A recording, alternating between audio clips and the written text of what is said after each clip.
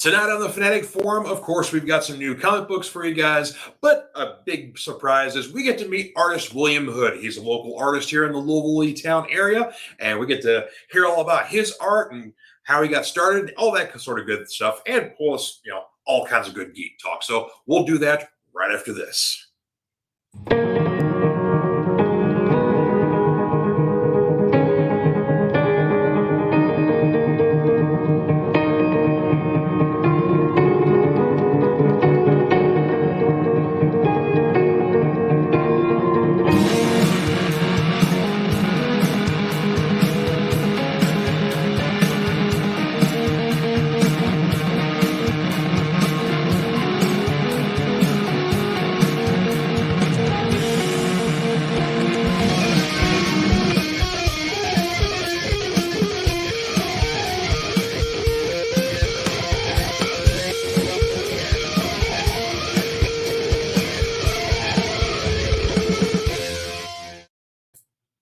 Hey everybody, happy Friday and welcome to the Fanatic Forum. I'm your Fanatic and host, George Buehler. We got a good one for you today. Of course, we got lots of good geek stuff to talk about. We've got new comics, but the best part is we got a special guest, local artist William Hood. So we'll bring him on here in just a second. But yeah, of course, tons of good geek streaming things going on here. We got a new episode of Andor, new episode of She-Hulk. Special surprise, Werewolf by Night premiered this week. That is amazing. We'll talk a little more about that. And of course, the new Hellraiser movie on Hulu. So lots of good stuff here. But anyway, enough of all this chitter chatter here. Let's get to what we're really here for. Of course, like I said, local artist William Hood, illustrator, comic artist extraordinaire here. Just got the pleasure of meeting him recently at the Night Risers Con here in E-Town. So we're going to get to meet him here and see what his art's all about. So welcome to the show, William. Good to see you, sir.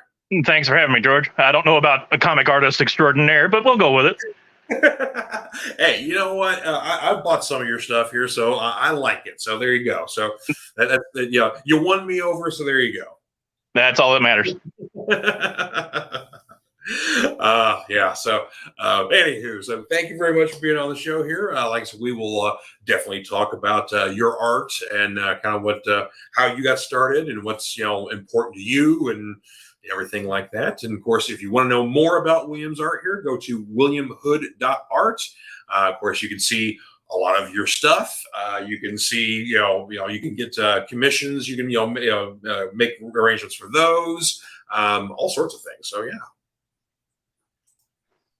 All right. So, of course, like I said, you've got a couple of things coming up here, appearance-wise. Here, you've got the flea off market. Is that right? Or yep, the flea off market. It's off market here at downtown Louisville. Okay. That's this weekend. That's tomorrow and Sunday. Nice. Yeah. So of course this is local, flea market. So you got lots of, it's much more of a smaller thing instead of going to like a, big, large, thing like they have in the fairgrounds. This is a lot more, younger vendors and just all kinds of people anyway. Yeah. It's a lot of creatively focused. I'll say a lot of crafts and creative people and art and that sort of thing. Instead of glass bottles and old tires.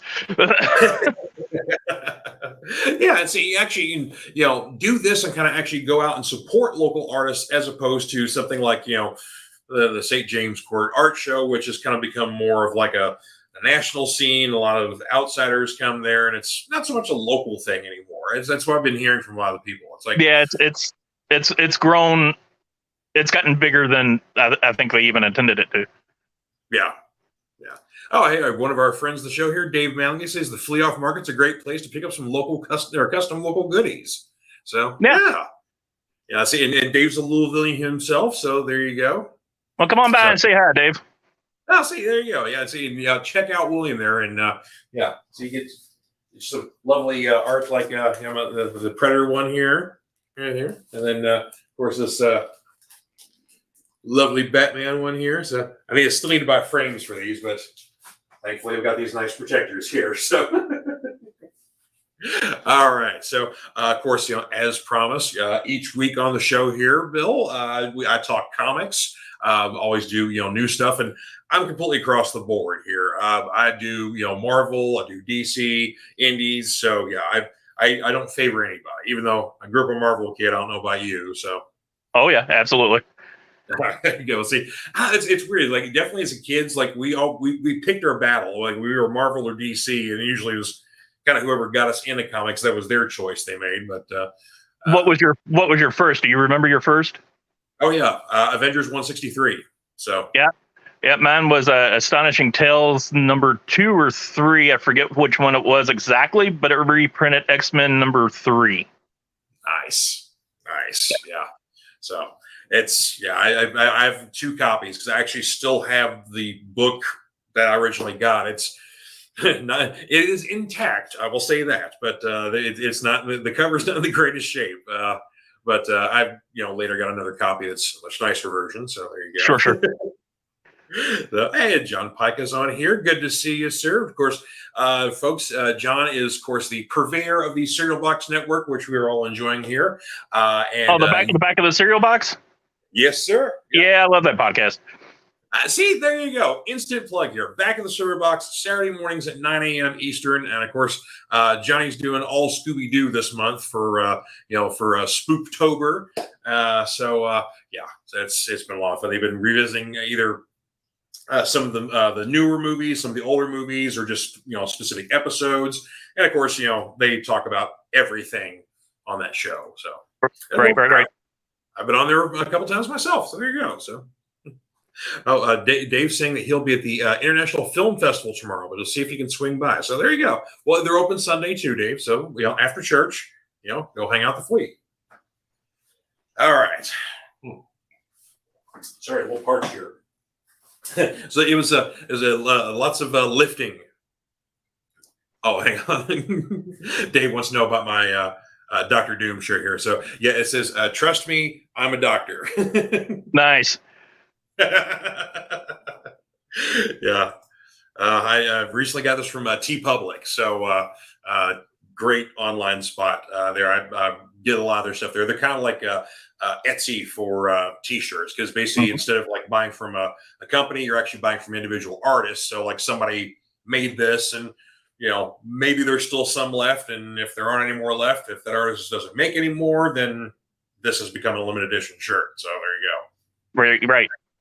Yeah. So yeah, I found them a couple of years ago, because I usually would buy like a lot of stuff from 80s tees, and there's a couple other spots I had to get like a lot of DC superhero stuff. But then I found TeePublic on Facebook. I'm like, bing. Yep, I'm familiar. I've gotten a few good wardrobe choices from them. Yeah, so and I found it a little bit cheaper too. So there you go. See, we get a free commercial for TeePublic there. So there you go. All right, so on with the books here. Of course, I've got a bunch of number ones here. A couple of Marvel here that stood out for me this week here. The 0 issue of Miracle Man is finally back in Marvel. This is more kind of a introduction if for people who haven't really been familiar with Miracle Man before, kind of get a taste of like some of the different versions of him, the throughout the years, whatever else, but essentially prepping us for what's coming next, which is Neil Gaiman and Mark Buckingham kind of revisiting and then finishing the Silver Age years of Miracle Man. So was that an Alan Davis cover? Yes, it is an Alan Davis cover. I was going to say, it looked like Alan Davis. That makes sense. Yeah. So I love Alan Davis, classic there. So yeah, I'm sure an artist you admire as well. So next up here, we've got a new Spider-Man here. This is, of course, the first Spider-Man only title in a while. We've had a lot of Amazings and Spectaculars and Savage and whatever else. So. But this is Dan Slott and Mark Bagley Jr. coming back to little Spidey here. This is essentially kicking off I think it was the Edge of the Spider-Verse stuff that was currently just out. And then this title is kind of the new Spider-Verse thing that's going on here. So I'm not sure if I think this may be more of a limited series, but some interesting twists on it. I'd agree. Yeah, I'd agree. Yeah, it is. It was fun. I mean, I love Bagley Spider-Man art anyway, and Dan Slott's a good writer. But yeah, it's yeah. I guess it was kind of fun. It's some nice little twists in there, and of course, can't do a Spider-Verse thing without having the villainous Moreland come back. But again, maybe we got a new player on the board here, so yeah, so some good stuff there. Don't want to spoil too much. A couple of some interesting indie number ones here. From Image here, Josh Williamson doing Dark Ride. Don't know if you can pick this one up or not. Did you check this one out yet? I haven't yet, no. This was actually really cool. This is basically kind of if Walt Disney wanted to make a horror themed park and did. And so, of course, he's getting on in years and his children are kind of running things. But, it seems maybe there's kind of like a little more of a vicious thing going on here. So seems like there's kind of a main story here, but also kind of has a bit of an anthology sort of feel, like we can kind of have almost kind of separate issues if we want. So okay. Yeah, so, Dave's asking, what if Dark Rider rode a roller coaster? Yeah, not sure, not entirely sure there, but it sort of looked like it there. So yeah, Johnson's heard Dark Rider is amazing. Yes, it's a lot of fun, lots of gory fun, but yeah, I really enjoy it, especially if you're a horror junkie and you're like, I would love a horror themed amusement park. And yeah, so it's there. Speaking of spooky stuff here, Scott Snyder and Francesco Francavilla's Night of the Ghoul. This was amazing. So I've not even heard of that, but the creative team behind it, I'm on board. Dark Horse put this out. This kind of came out with not a lot of fanfare initially, but the storyline is that Night of the Ghoul was a lost film, and a film junkie and his son have kind of tracked down the director in basically retirement home, and they're talking about the film and kind of the director's kind of questioning the film film fan, what he knows about it, how much he's seen, and apparently there's a lot of sinister stuff going on here. So but the interesting thing is that apparently there was a rumor that this actually the story was somewhat based off of a lost film that basically went up in the 46 fire at Universal, that basically like London After Midnight was lost, and The Man Who Laughs, and a lot of those really spooky films, which could have changed the game for Universal, or essentially were lost. But apparently this was somewhat based off that. Well, Warner Brothers has said, hey, guess what? We're going to make a movie adaptation of this thing. This is just the first issue. Nice. Okay. Well, hey.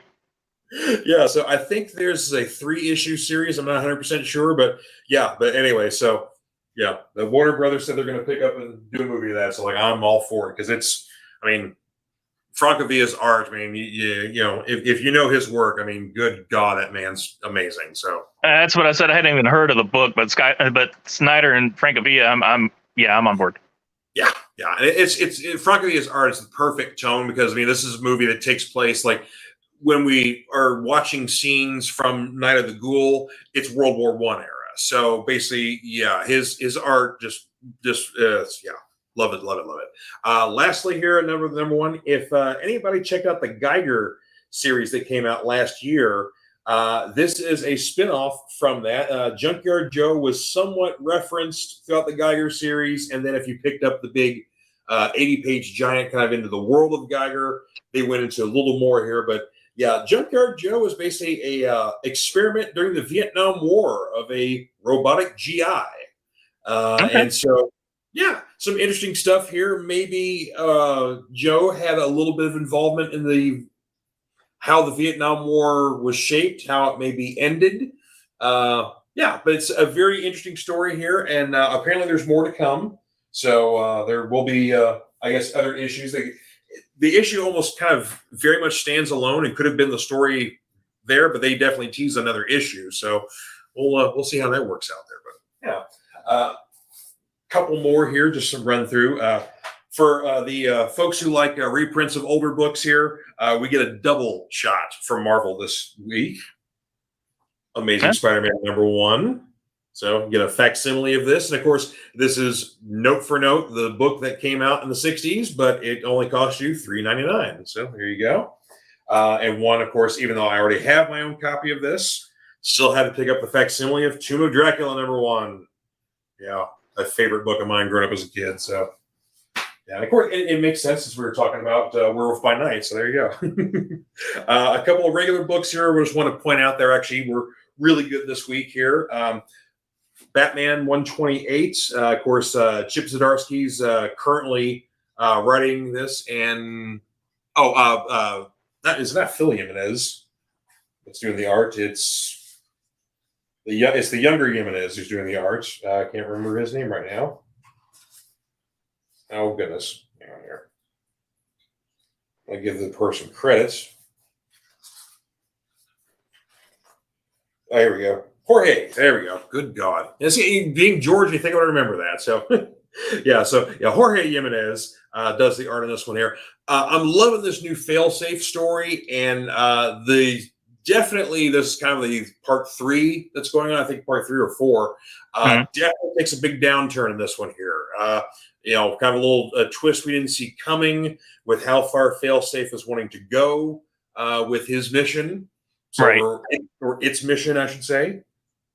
Well, and Zdarsky is one of those writers that very rarely ever misses the mark. Oh yeah, yeah. I mean, he's so good. You could count on his stories being just excellent. Yeah, and I really enjoy his Daredevil run that he's been doing for quite some time and still doing. So, another good twist here: Captain America, Sentinel of Liberty. I've really been enjoying this Outer Circle series storyline here of basically a group behind the group behind the group who basically they run everything with how the world works. And Captain America was supposed to be their boy to kind of do their bidding, and it didn't quite work out that way. And lots of interesting stuff here, but an interesting issue here for Bucky fans. I don't want to say too much more here because, like I said, there's a couple of good twists in the story if you've been following it. If not, I highly recommend picking some of these up here. I haven't gotten to that one yet, but the storyline itself has been just incredible. Yeah. A very, very good issue. And another, it takes a turn. And last but not least, Rogue Sun here. This is issue 7. This is coming out of Image here, part of their massive verse. They're doing a new superhero universe here. This has been a fun book here because this is kind of a son taking over for the father for a job that he didn't want and a dad he didn't get along with in the first place. So there's a lot of that tension there, a lot of still learning how to use this sort of thing. But Rogue Sun's a little bit more of a rougher edge than the Radiant Black, which is kind of the flagship title for the massive verse. But the unique thing about this particular issue, it's a choose your own adventure issue. Oh, no kidding. Yeah, about 6 pages in, you get surprised you got to make this decision. If you make this decision, turn to page this. If you make this decision, turn to page that one. So, yeah. So this whole issue is a good old classic choose your own adventure here. So I've enjoyed the series, but that was a very, very unique issue. I had to point that one out. So let's see here. Johnny's asking if we've seen Werewolf by Night already. Yes. I'm not going to talk too much at length of that since it's brand new tonight, but next week we will definitely dive into Werewolf by Night. But yes, I literally just watched it about 30 minutes before the show started, and it was amazing. So loved it. Yeah, I haven't gotten to it yet. It's on my to-do list. It's probably as soon as we're done here. Yeah, and see, in Hellraiser's on Hulu, and I probably may watch that before. Let's see here. Yeah, I'll probably have a couple hours for wrestling starts at 10. So there you go. So yeah, and AEW fans, we got double duty tonight because we got Rampage at 10, and then right after they're doing another Battle of the Belts, so another 1 hour show, which basically is all title matches, whatnot.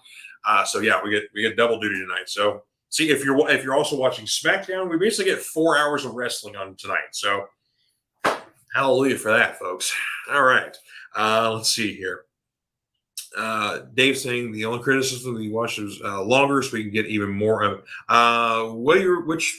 Which one are you referring to, Dave? Or if you're talking about Werewolf, then definitely, I could have gone with more myself, sir. Let's see. Wubsy saying hi. Good to see you, Wubsy. One of our friends over on YouTube. Check him out. Hi, Wubsy.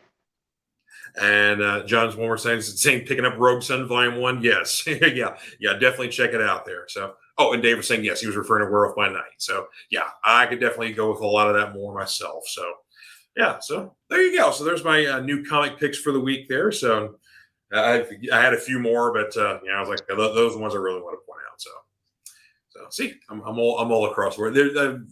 DC had a couple of things for Dark Crisis that popped out this week too, and I've been enjoying that. I haven't so much been enjoying the Judgment Day storyline over at Marvel. I think it's kind of plotting, but Dark Crisis has been fun. The Judgment Day's kind of picked up towards the end finally. So it's the last couple of issues have kind of started to pick up, so it's getting a little bit. But I thought it had some pacing issues, so they had a while back they were talking about quote unquote event fatigue, and one event after another, and I was like, that's never going to happen. The stories are good, whatever. I think I've got event fatigue. There's a lot of them I just don't care anymore. Yeah, for me, like you got the two major ones there, the Dark Crisis and Judgment Day. But thankfully, DC has actually put out a couple of smaller ones, kind of under the radar, like where they've been doing well, but they haven't been getting as much press. But like the DC versus Vampires is a lot of fun because it's a sandbox series off, and anybody can become a vampire, sort of thing like that. We've got a new Deceased miniseries that just started up. That's I've enjoyed those so far. And of course, that's more of kind of not a official zombies, but sort of zombies. It's the anti-life equation, not undead or something like that. But so that's a lot of fun. The Dark Knights of Steel one has actually been good too, which is basically kind of everybody in the DC universe in the medieval time. So but I wouldn't really classify those as events per se. They're just kind of their own thing. I see your point there. But yeah, you're right. I'm definitely having some event fatigue because there's, especially in Marvel, has kind of like it's been kind of hit and miss with them. I really love the Devil's Reign thing, the whole Daredevil sort of thing. That was a good series. But yeah, some of the other ones recently haven't been that great. And then DC is kind of like, some other stuff has been, the Death Metal and the Metal series. Those I thought were, good, but some of their others, not so much. But then, like I said, Dark Crisis has been fun, so I've enjoyed it so far. Yeah, I haven't picked it up.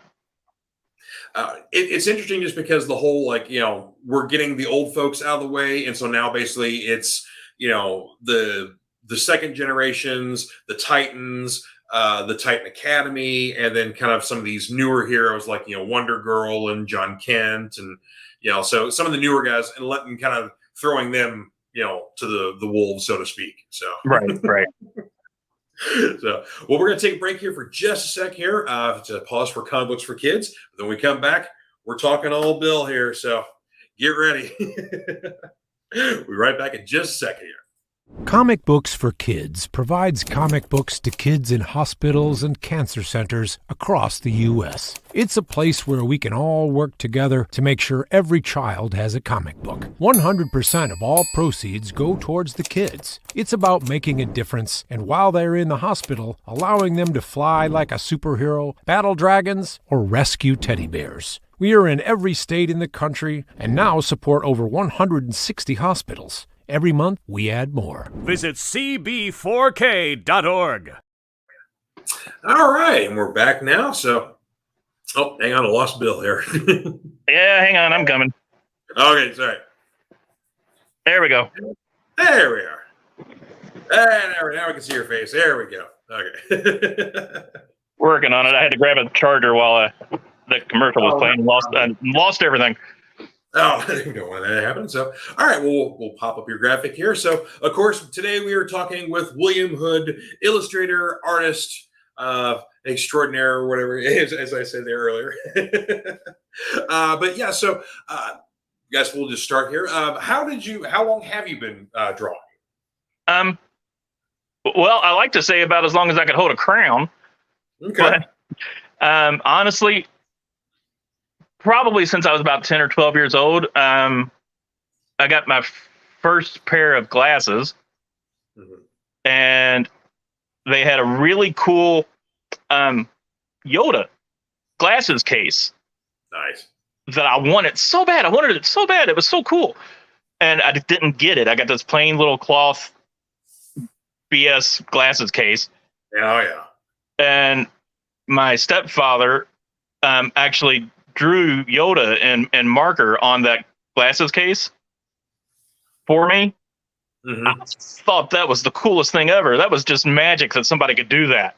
And I was wow. I need to learn how to do that. So yeah, that's how that happened. That's cool. So yeah, your first artistic inspiration was actually your stepdad. I like that. So, did you kind of how did you kind of get into comic art or kind of pick that as your form? Because of course, I mean, artists wherever you kind of when you get that first bug, kind of you get that bite of the interest there, then everybody kind of starts picking their form, picking their how they do the art and whatever else. So how did that all go about? Well, like I said, my first comic was a reprint of X-Men #3, so Kirby artwork, and you can't go wrong with Kirby artwork. Oh yeah. And that led into Byrne. John Byrne was actually the first artist that I realized I was following. I was kind of unintentionally following him, because he caught my eye, of course, with Uncanny X-Men. Yeah. And then I followed him to Fantastic Four, and then I saw him on Superman. And like I say, I was kind of unconsciously following him. I wasn't going, oh, that's a Byrne book. I need that. I was like, that's good artwork. But then I just kind of once again, that I always had that bug in my ear going, I need to be able to do this. Yeah. So, sitting and drawing and sitting at my grandmother's quote unquote bill paying desk for hours and hours, just drawing my little character posters and sticking them up in my bedroom. And she'd just look at me and sigh. But yeah, I mean, that's what happened. I mean, first I recognized Kirby artwork for what it was, and then I saw Byrne, and then I saw Neil Adams, and then of course all the classics, George Perez, and yeah, it just went from there.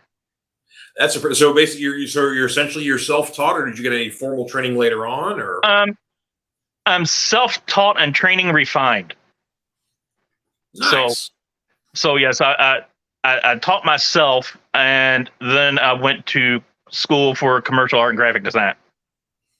Nice. So, but see, it's a really good lesson, though. It's like, once you've got the interest in it, just keep doing it, keep banging at it, and so you'll develop your talent, your technique, and so yeah, that's really impressive, though. You kind of you started young and kind of really started keeping at it. So well, yeah, and that's what I tell anybody that asks is if you have an interest in it, if you have a love for it, if you have even the slightest bit of talent, keep doing it.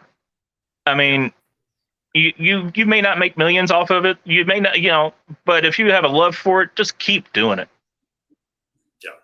Yeah, that's absolutely right. So, I mean, even it's, the funny thing is you would think, sometimes people's, different geek passions, maybe they don't fit in, to, normal society, but you'll find a way. I mean, come on, I've been, reading comics for 43 years. And now that I'm working at a store, I mean, it's my encyclopedic knowledge is now, being put, to good use. So, and you've probably had similar things yourself. So. Absolutely. Yeah. I ran a bookstore up here in Louisville for a long time.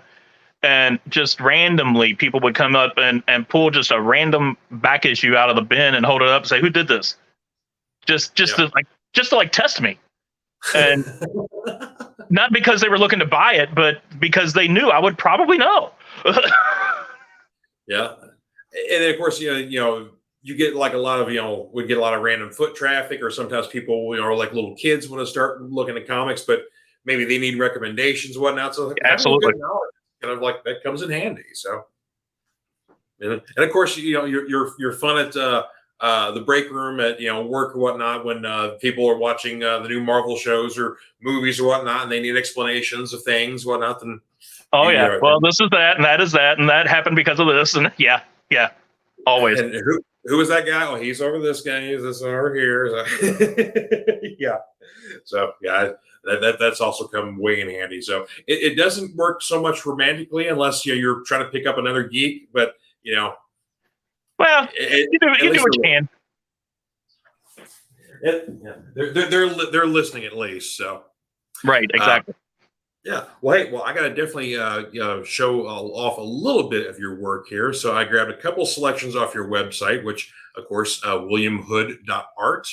But yeah, this is your Predator. Of course, I show this one off earlier because I purchased this. But yeah, this I thought was looking through your portfolio was extremely impressive with just how you captured the character and kind of the intensity and getting a great background to it. Well, I appreciate that. Yeah, so absolutely enjoy that, and just great detail on that too. Just so but and it's interesting because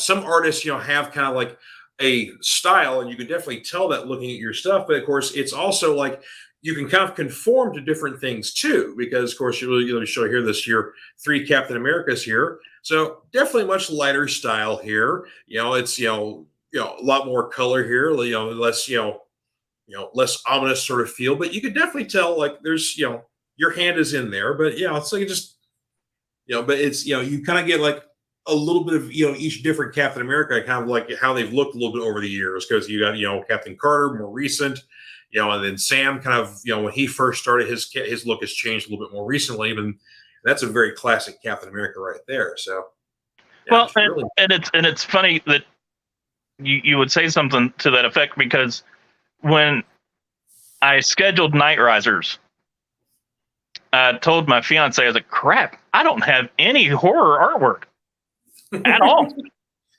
I was like, I have got to get some horror stuff going. So for like the next month, I was just cranking out horror pieces. I had nothing. That is not my wheelhouse at all, but apparently I did okay with it. I should say so, because I grabbed one of your other pieces here, your Freddy Krueger here. Look at this, folks. I mean, this you get the whole, little nursery rhyme there, never sleep again, but that's just a fantastic.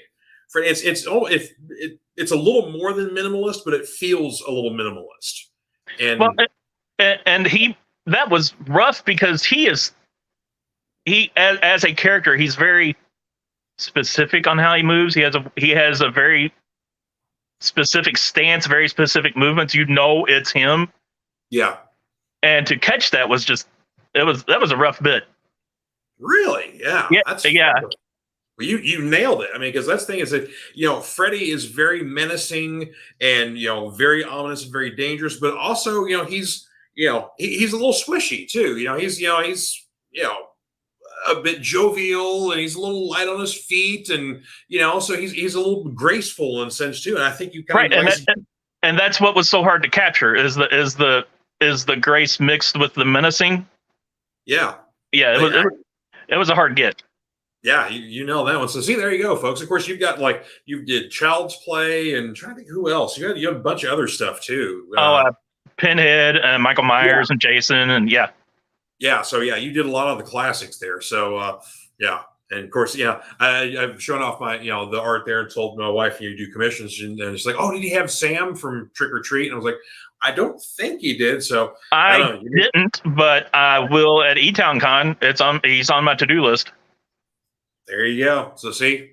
So I may be so if you have a Sam there, I'll be purchasing that from you.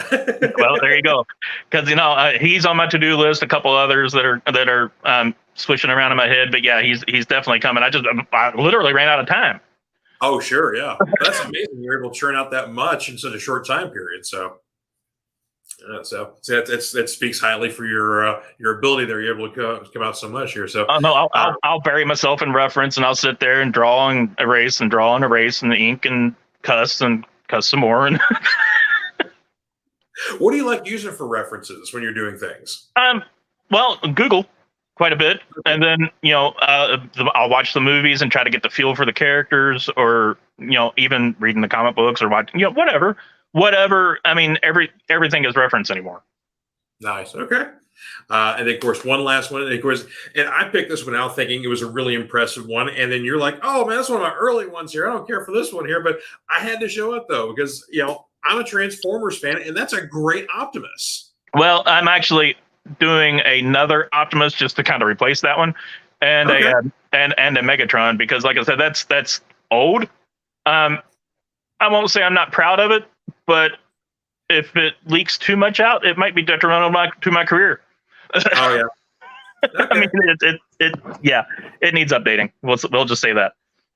Yeah, well, I still enjoy it. It had a very, because you've seen Transformers in different iterations and whatnot, and for me, it has a very much a clean kind of look to it. So not so much the cartoon, very much almost kind of like an anime kind of feel to it. So Well, and that's kind of what I was going for. I fell down the rabbit hole not too very long ago. Started doing prints of various cartoons, like Battle of the Planets, He-Man, G.I. Joe.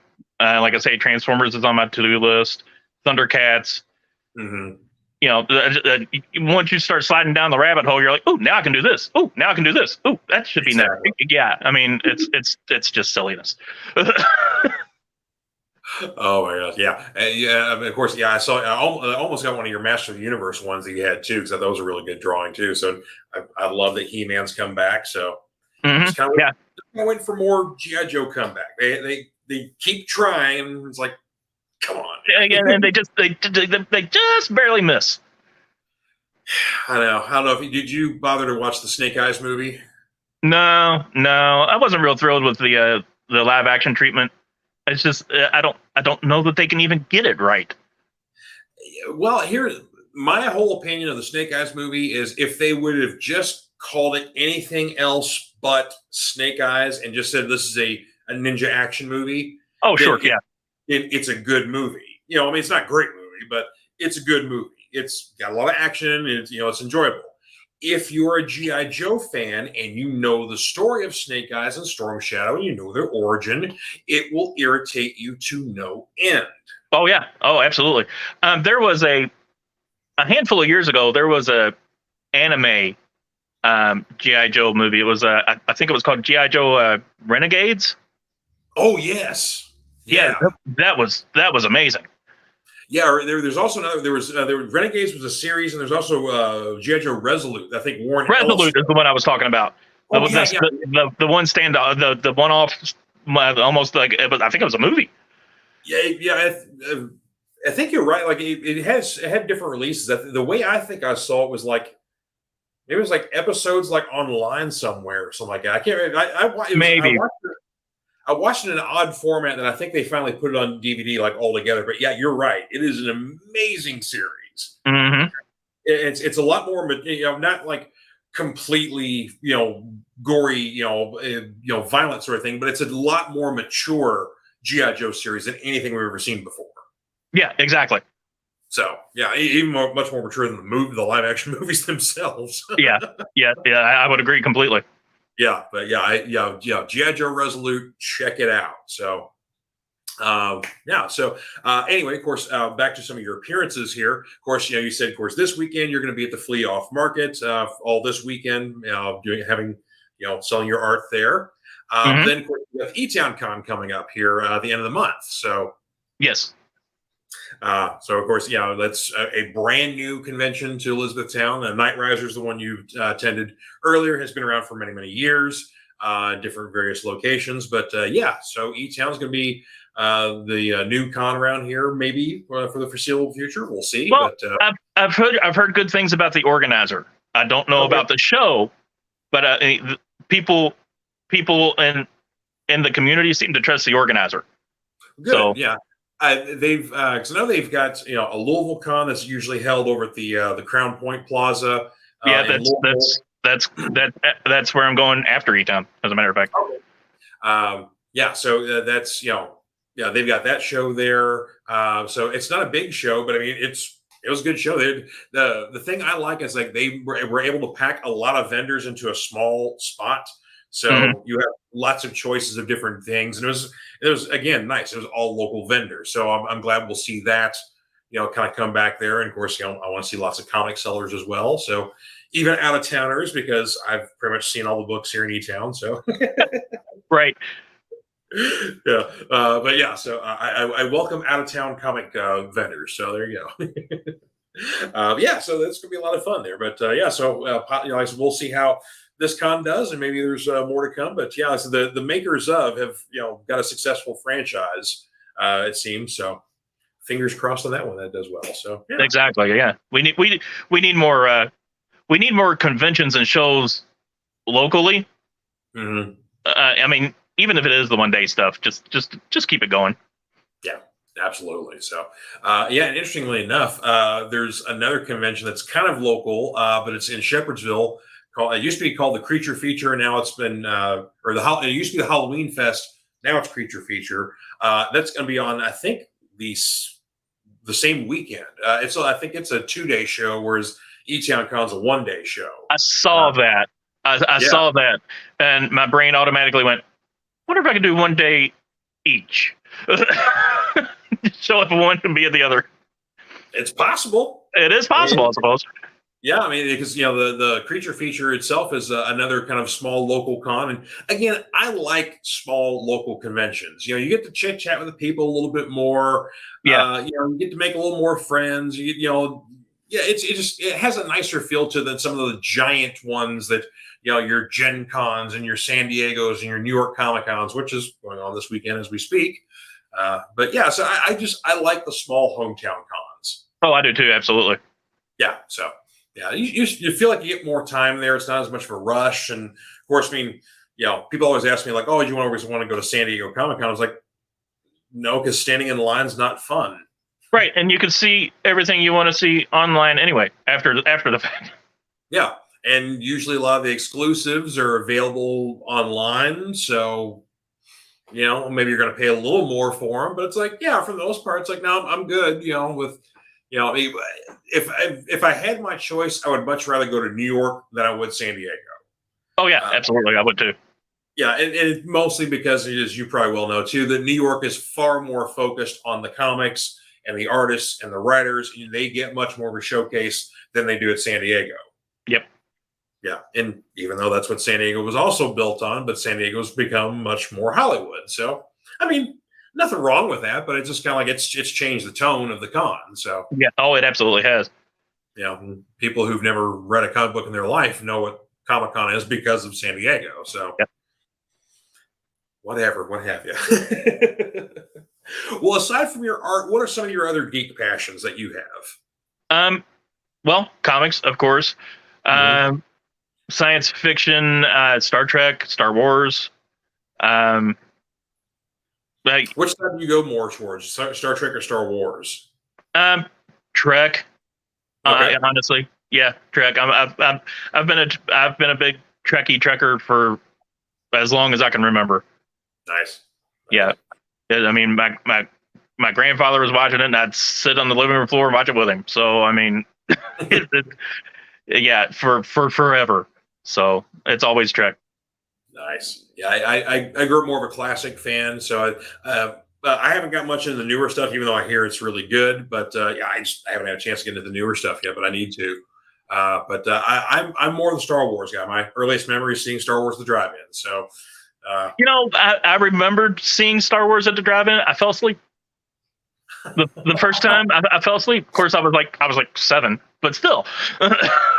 Yeah, I was 2. It was during the '78 re-release when they put it back out, summer '78. Oh, yeah. Yeah, I was barely 2 years old, and apparently I was captivated and silent for the entire movie. So hey, there you go. Yeah, my parents won that day. So yeah, did I get Star Wars toys? I sure did. Absolutely. I eat all of them all the time. Yeah. I was rewarded for my silence. Exactly. But it's interesting because my dad's a big Star Trek. I mean, because he grew up, when Star Trek was on TV. So for real. So yeah, that's part of his childhood. So yeah, he's watched all iterations and everything. I'm not sure if he's watched the newer stuff yet or not, but he's definitely watched all the iterations of the other shows that have been on, all movies and things like that. So it's interesting that I grew up more of a Star Wars kid because he was clearly influenced right there with the Star Trek stuff. But there you go. So well, it's all sci-fi. I mean, it's all sci-fi. Yeah, it really is. So what else are you into? Movies. Most genres of movies. A lot of what I call the murder, death, kill shows. Like the true crime stuff. Even like CSIs and Criminal Minds and things like that. My wife loves the Dateline stuff and forensic files. Yeah, I call that murder porn. So yeah, you're not wrong. Yeah. So and so if I ever go missing, like I don't say there's a show on tonight, and there isn't a show on, and there isn't one the next week, and it's like she probably killed me for whatever reason, and she's got a lot of tips from those shows over the years. Well, that's what my fiance says too. She's like, "Don't mess with me. I know how to kill people and get away with it." Yeah, I mean, I grew up in a lot of mob movies, so it's like, well, right, exactly. If you're ready to turn the car and go have dinner at mom's real quick, No, and I'm big into the '80s. Yeah, that's just that's my era. Anything '80s, I'm all about. So, nice. Like I say, all the '80s cartoons that, like I say, I slid down the rabbit hole for a while.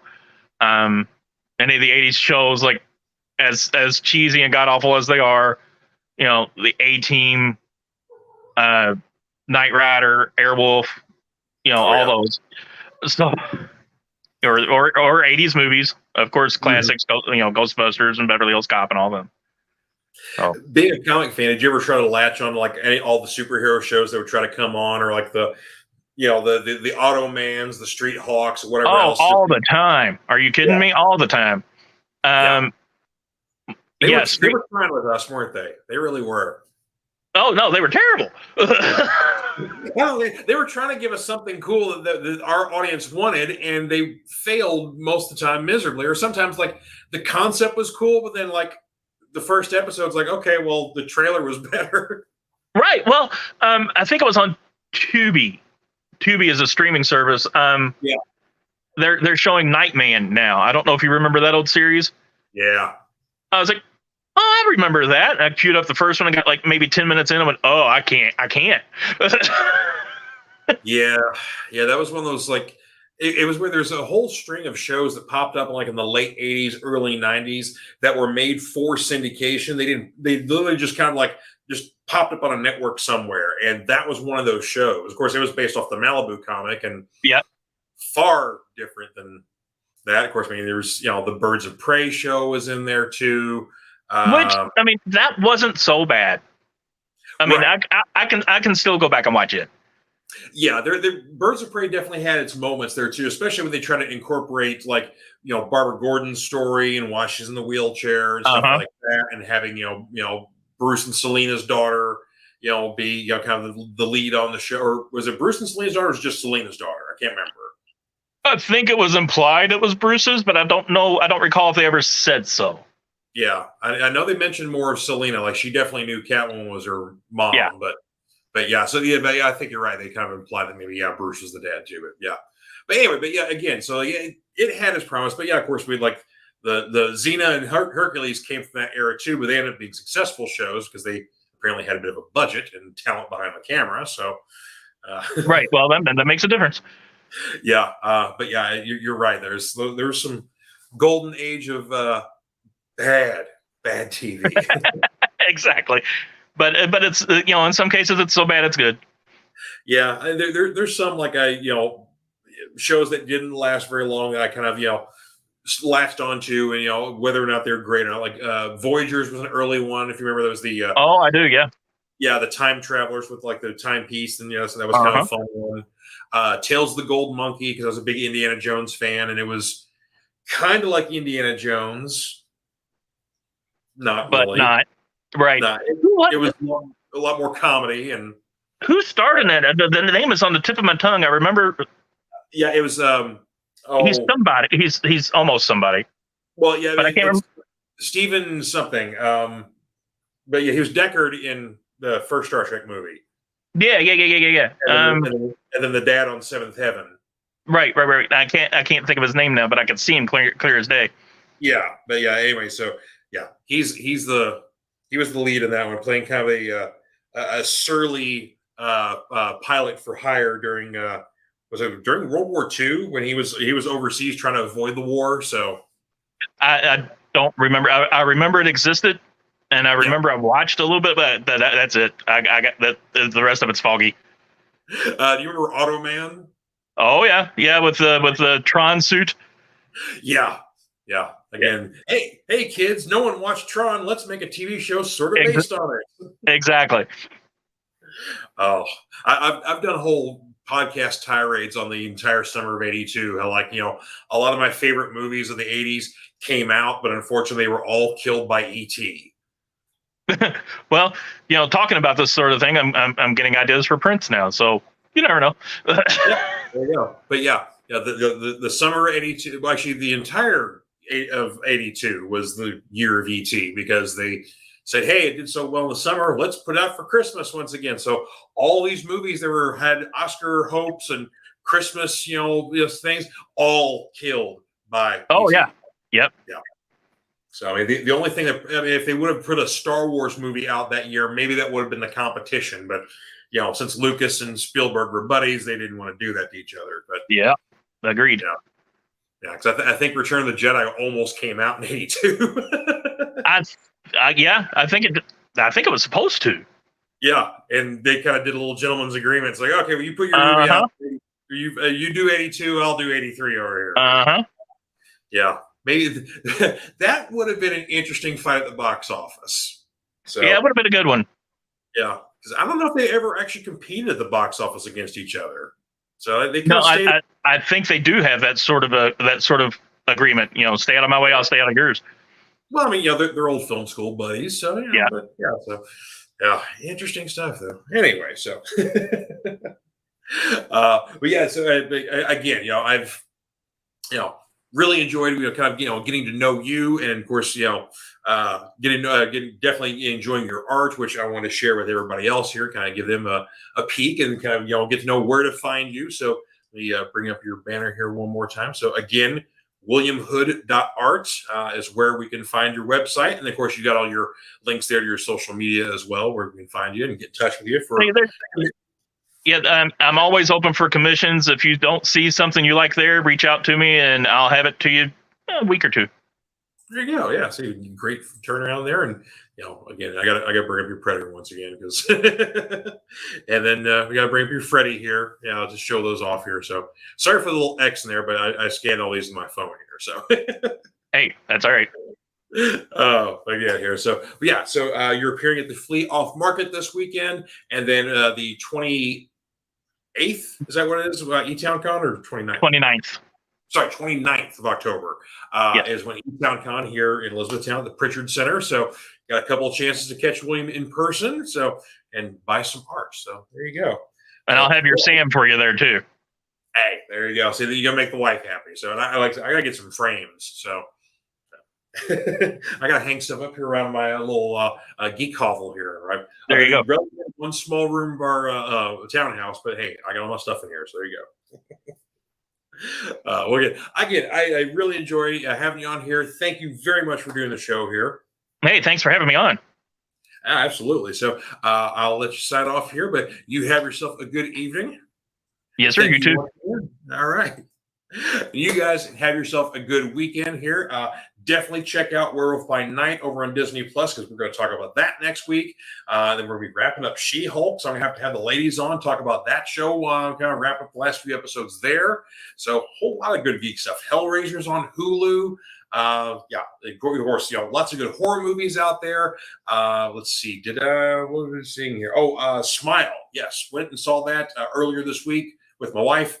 Very creepy.